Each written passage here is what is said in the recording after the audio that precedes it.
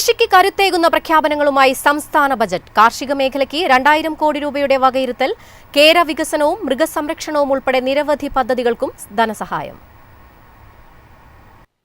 കൃഷിക്ക് പ്രത്യേക ഊന്നൽ നൽകിക്കൊണ്ട് ആകെ 2000 കോടി രൂപയാണ് ബജറ്റിൽ വകയിരുത്തിയത്. കേര വികസനത്തിനായി 100 കോടി രൂപയും നാളികേര മേഖലയിലെ അനുബന്ധ വികസന പ്രവർത്തനങ്ങൾക്ക് 75 കോടി രൂപയും അനുവദിച്ചു.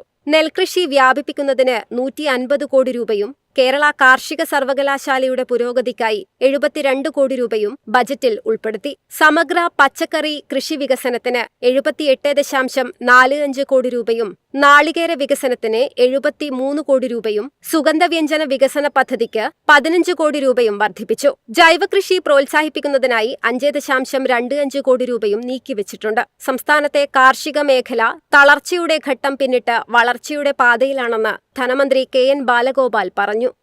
കേരളത്തിലെ കാർഷിക രംഗം 2011-12 മുതൽ തളർച്ചയിലായിരുന്നു. എന്നാൽ ഈ തളർച്ചയുടെ ഘട്ടത്തെ നാം കഴിഞ്ഞ 5 വർഷങ്ങളിൽ മറികടന്നു. കാർഷിക മേഖലയിലെ വളർച്ച ഇന്ന് ഉയർന്നുകൊണ്ടിരിക്കുന്നു.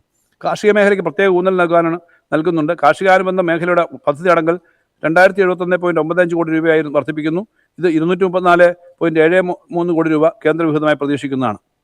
കഴിഞ്ഞ 5 വർഷങ്ങളിൽ കാർഷിക മേഖലയിലെ പദ്ധതി ചെലവ് ഗണ്യമായ വർധനവ് കൈവരിക്കാൻ ഈ സർക്കാരിന് കഴിഞ്ഞിട്ടുണ്ട്. മാത്രമല്ല, കാർഷിക മേഖലയിലെ വളർച്ചയ്ക്കായി ലോകബാങ്ക് വായ്പാ സഹായത്തോടെ Kerala climate resilient agri value chain modernisation Kera എന്ന ബൃഹത്തായ പദ്ധതി കേരളത്തിൽ നടപ്പാക്കി വരുന്നു. കേരള പദ്ധതിക്കായി 100 കോടി രൂപ നീക്കിവെക്കുന്നു.